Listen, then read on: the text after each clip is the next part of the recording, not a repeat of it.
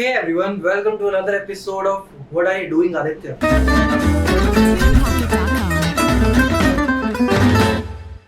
So today I have someone because of whom I started this channel.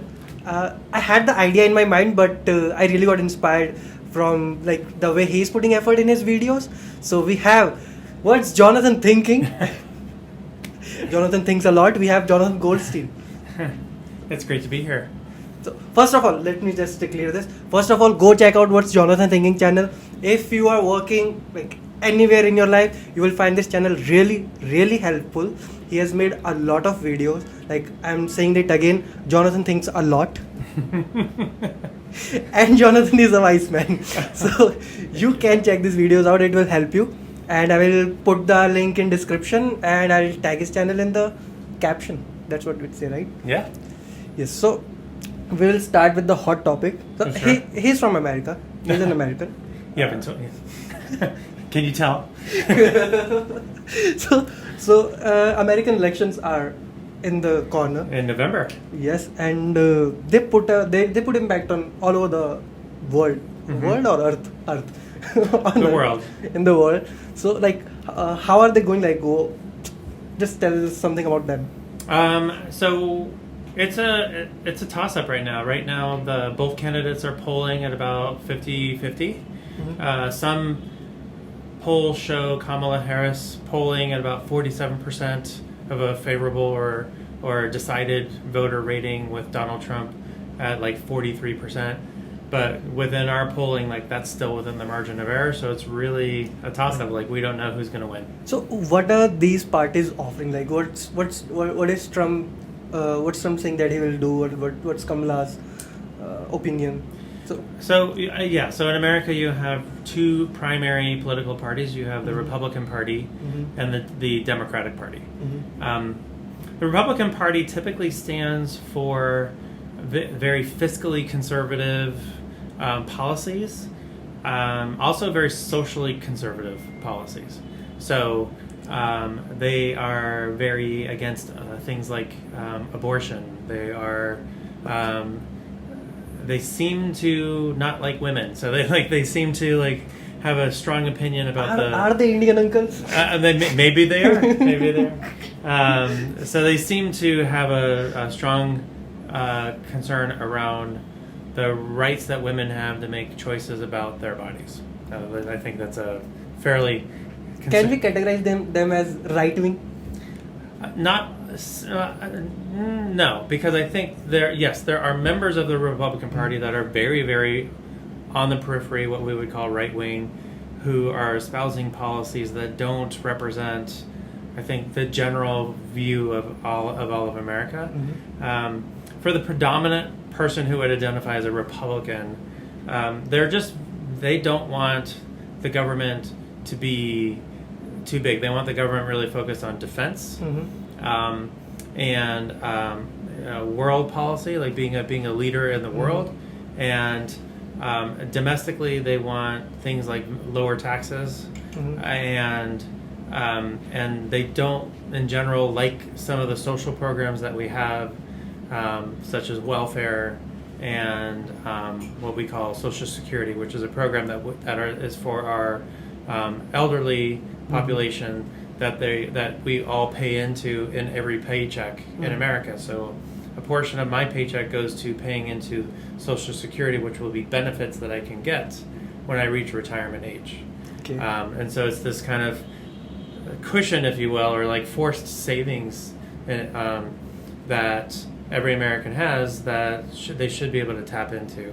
But the United States also contributes a little. The United States government also contributes a portion of the federal revenue into that program, and so that's become very controversial. The Democratic Party, in general, is a liberal-minded party. They espouse very socially liberal policies, things like gay marriage, recognizing the rights of people to love who they want to love, live how they want to live. They don't really care.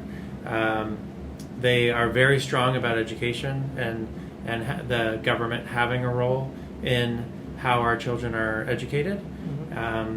They tend to, I wouldn't say that it's not that they favor high taxes, it's just that they want to use taxes for social programs. And often that does mean that you need more tax revenue from the government, and often the only way to do that is by raising taxes. They don't believe climate change is a hoax. They shouldn't. they believe that climate change is a very big problem and we need to do something about it at a national level. And there are so many other aspects of the Democratic Party, which you can go to any of their websites. I forget what the exact URL is, but if you search on Republican Party or Democratic Party, you'll be navigated to some URL that shows each element of the Democratic platform and the Republican platform. But that's kind of the Republican and Democratic Party in a nutshell. Nice. So it's like I can draw a parallel between American and Indian politics. So as you said that there are Republicans and Democrats. So two major parties in India are BJP and Congress. So BJP is kind of like Republican. Which one was right-wingish? Republican, right? Right wing, yeah, they're kind of right-ish. Yeah. Ish. Yeah. Republicans, right? Yeah. So the BJP is kind of Republicans. The same things which you said about Republicans, you can say about BJP. And the Congress is like Democrats. All the things which you said about Democrats, you can say about Congress. But the thing which is, we are seeing a trend which we are seeing in politics all across the globe, is that everyone, no matter which party it is, what ideals they have, every party wants to draw a border between people. Yes. Like if, for example, you think 10 things. Out of 10 things, 4 things are you thinking like a Republican, 6 things you're thinking like a Democrat. You can't agree with all of the things for both the parties. You agree and disagree. That's how politics works. Like you choose in India there's a saying that we choose the least evil.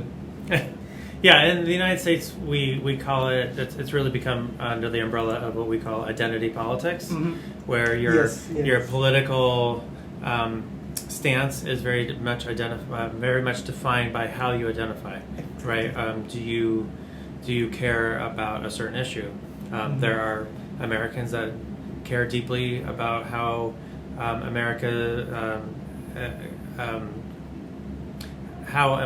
what America's stance is towards Israel, for example. Right. That's a very hot issue right now in America. We also have what's going on in the Ukraine, and between Ukraine and Russia, and people have an opinion about that. So people also have opinions about race and gender, and that forms an identity, and it becomes very easy to then, like, if that's how you think, like, then and a political candidate comes up and he's speaking to those issues, then it just kind of reaffirms something that's inside of you, right? And it just becomes very difficult to have a conversation because there's no middle ground. Exactly. So since you are identified as someone, and your political leader has said that, oh, this person is bad, or this person is, for example, in gay marriage. So some politicians are there which don't support gay marriage, and they're like, no, gays are bad for society and all. So the amount of negative things they speak about these people just to get the vote of another side. Right. This creates a border between these two people. So if in a gathering, gays are in a minority, and majority people thinks like, oh, these people are bad. So this is a small issue, but this can blossom. Not blossom is not a right word. No, true. Well, no, it can burgeon. Yes. And I mean the difficulty is that it's a distraction. Exactly. From what is really important. This shouldn't be your main issue. Your right. issue should like last I checked, gay people aren't affecting me. Like they can live however they want to live. It doesn't really affect me. Exactly. My daughter's gay. It's totally fine.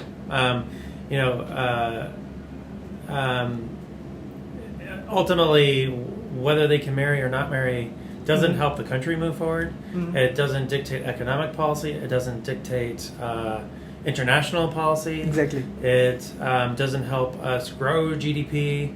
It does nothing but mire us in this conversation that has no end, because you're not going to stop people from being who they are, because that's how they were born. Exactly. I truly do believe that. It's not a choice. Exactly. It's how they were born, and it's really unfortunate, and it really has created a stagnation almost in the United States, where Exactly. we're really not getting anywhere. If you look at like the last year of policies or laws that the Congress tried to pass, like nothing actually made anything better in the United States for the average American. It's just creating a rift between people. Actually, exactly. It's just basically legislating someone's identity politics, making them feel good in the moment, but it doesn't move the country forward. Exactly. Yeah. And around this politics only, like I've always been fascinated about how politics work and how people think. So I read this book, 1984, and it talks about the extremes. Like, no matter if Republican get all the power and they just remove Democrats, or if Democrats get all the power and they remove Republicans, how that scenario would be if you are letting one higher power, choosing how you should behave, how you should be, and you are giving all this power to a certain authority. Right. So that's what the 1984 is all about. Like, you have read Yes. it. Yeah. Like there's a big brother monitoring you, no matter what you are doing. Maybe because I always say that we are biologically flawed.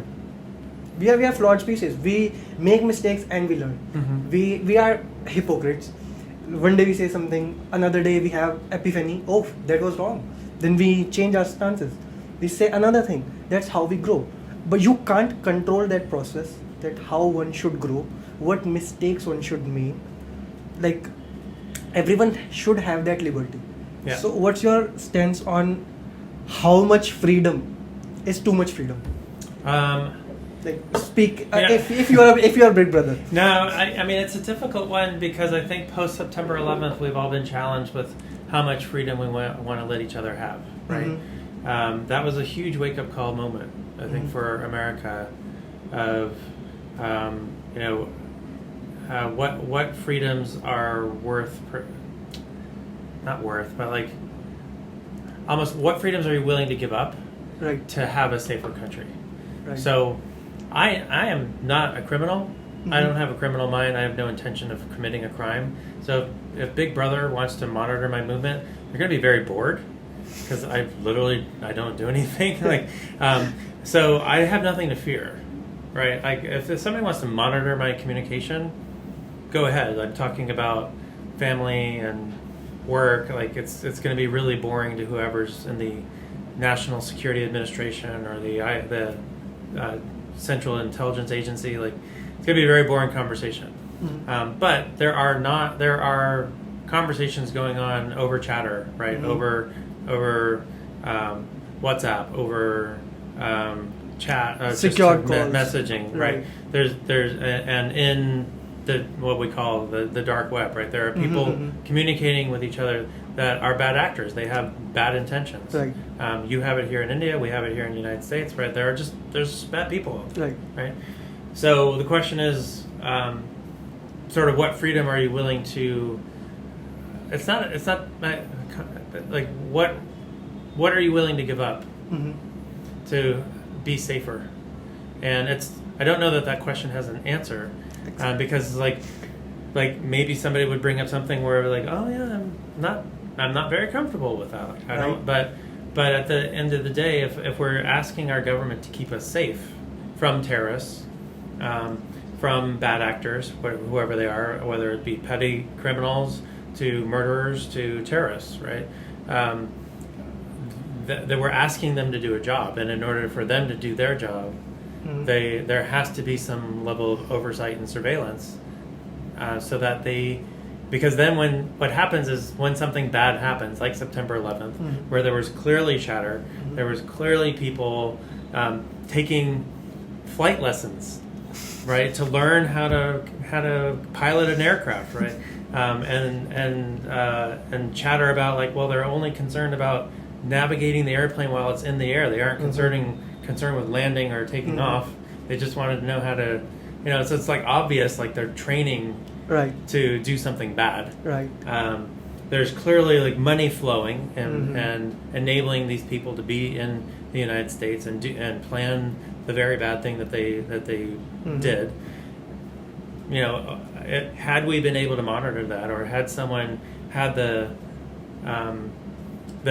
ability to flag that communication and say like, I think something's up here, we should get into this, it might have avoided September 11th, right? Yep.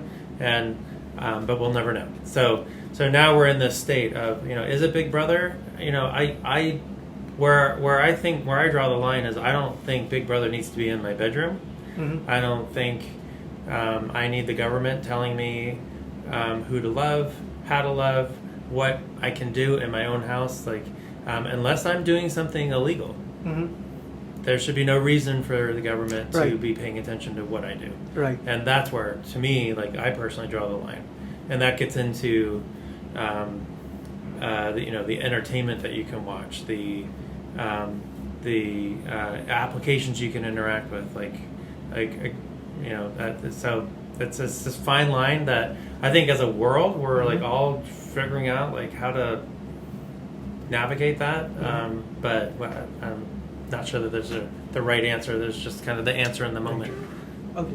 So that's right. Like, this question has like no correct answer. It just have answer which from our perspective. So like that's what it is. Okay. So last question around this topic only. We all have that person in our circle, maybe in our workplace or in our family circle, who is like really affected by these radicalized speeches which political parties make. Like he was really passionate about his views, his leaders and all, and you have to deal with that person. Like, I can clearly see you are not one of them. So how do you deal with these kind of people who just want to, how do I put it, want to defeat you in an argument? Like, no, I am right, you are wrong, think this way. I let them be right. What's the harm? I'm not, because like you said, I'm not going to win. They're not interested in my perspective. They're exactly. And this is a huge problem in America, right? Like, we used to govern from the middle. We had Republican and Democratic congressmen and senators, and who would espouse their principles, but when it came to legislating, they would govern from the middle, which meant that they would find the compromise. Exactly. And I think, and it seems like what's happened in the world, and maybe I don't know where it started, but we definitely see it in the United States, where there's not a middle anymore. There's the red side and the blue side, and ne'er the twain shall meet, to use the Shakespearean phrase, right? And that I can't talk to someone who supports Trump, right? There's nothing I can say to them to have them gain a different perspective. They've made up their mind. They like Trump.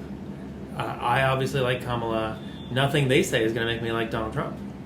So it's sort of a pointless conversation. I have my very fixed views, but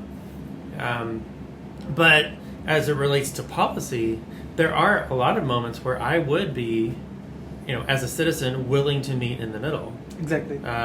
Where the right to own a gun is a very great example, right?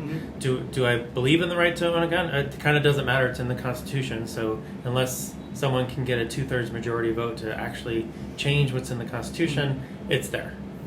Everyone can own a gun. Great. Everyone can own a car too. But in order to own a car, I need to have a license. Exactly. I need to take a class. I need to have insurance. Exactly. I need to, I need to show credit worthiness. All these things, right? There's steps. You can't just buy the car and start driving it. It's not that simple. And as a gun owner, it's also not that simple to just go out and buy a gun. There is a waiting period, but there's not a background check, right? Exactly. And it's not mandatory. It's not mandatory in every single state, and so it is very easy. By showing your car, you can't rob someone. By showing your gun, you can. Exactly. I do feel like I don't need to own every kind of gun possible. Exactly. Some guns are more dangerous than others, and I would be willing to meet in the middle to make our schools safer. You know, we just had another school shooting 1 week into the school season. That's really terrible and shocking to hear, because I have grown in India. India has always been a developing country. I've seen the areas around India, countries around India, Pakistan, Afghanistan, Nepal, Sri Lanka. All these countries are developing countries. I have always thought that, okay, America is a developed country. It has better citizens. People are thinking in a better way.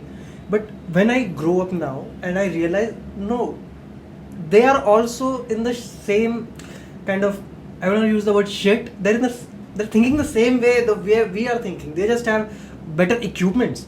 So this problem that the school shooting in school problem, they should be in a country like, I don't know. I don't know, sound bad, but like somewhere in Middle East, Middle East or like Africa or like something, like right? Where you kind of associate lack of law or something, right? Exactly. It's a travesty, and it's not something I grew up with, right? Like school shootings were not a thing when I was growing up. And maybe somebody like the worst, there'd be a fist fight. Like total worst would be like somebody brought a knife, right?